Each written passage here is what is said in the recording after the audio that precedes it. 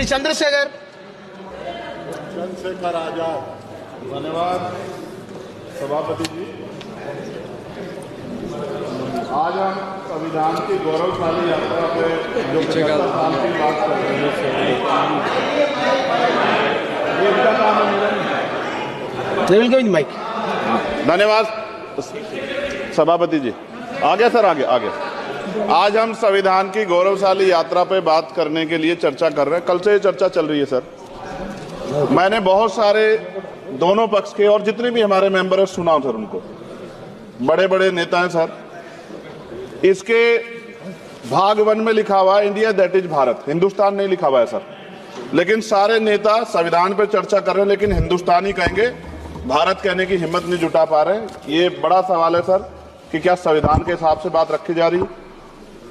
मैं धन्यवाद दूंगा फूले साहू बाबा साहब अम्बेडकर को और मेरे नेता मान्यवर साहब श्री काशीराम को। 25 नवंबर 1949 को संविधान को सौंपते हुए डॉक्टर बाबा साहब अम्बेडकर ने कहा था कि 26 जनवरी 1950 को हम विरोधाभास भरे जीवन में प्रवेश करने जा रहे हैं। राजनीतिक जीवन में तो हमारे पास समानता होगी, लेकिन सामाजिक और आर्थिक जीवन में असमानता होगी। क्या ये चुनौती आज 75 साल बाद दूर हुई है? भारत ने 26 जनवरी 1950 को संविधान लागू होने के साथ खुद को एक संप्रभु लोकतांत्रिक और गणतांत्रिक राज्य होने का ऐलान किया। लेकिन सर उस समय संविधान की स्थिति ये थी कि जैसे गांव का कोई आदमी, मैं 50 की बात कर रहा हूं, वो 50 साल पहले शहर में आ जाता और बड़े लोगों की महफिल में चला जाता, उस जहां वो खाना खा रहे हो, और वो टेबल पे नैपकिन को खा के जो है कि कहता कि ये तो फीका, क्योंकि वो जानता ही नहीं था, वो समझता नहीं था संविधान को। संविधान है क्या? संविधान उसके लिए महज दस्तावेज था। ये जिम्मेदारी थी राजनीतिक दलों पे कि वो संविधान को व्यवहार में लेके आते। और इसके इतने सारे आर्टिकल हैं, अगर इनको व्यवहार में लाया जाता तो मुझे लगता कि आज देश बहुत बदल गया होता। बाबा साहब ने कहा था कि लोकतंत्र भारतीय भूमि का केवल ऊपरी पोशाक है, उनके अनुसार यहाँ की संस्कृति अनिवार्य तौर पर लोकतांत्रिक है।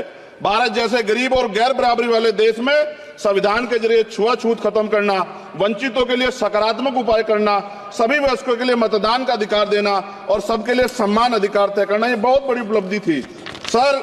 ये संविधान है कि आप वहां बैठे हैं और मैं यहाँ खड़ा होकर अपनी बात रख रहा हूं, और इस देश में आदिवासी महिला के तौर पे जो है राष्ट्रपति बनी है, और प्राइम मिनिस्टर तो नहीं बना, लेकिन शेड्यूल कास्ट के बड़े नेताओं को भी जो है राष्ट्रपति बनने का मौका मिला। इस संविधान की देन, अगर वोट हम पे नहीं होता तो शायद अमीर और जो राजा महाराजा खुद को मानते हैं हमारी गलियों तक नहीं आ पाते, हमारे हाल नहीं जान पाते।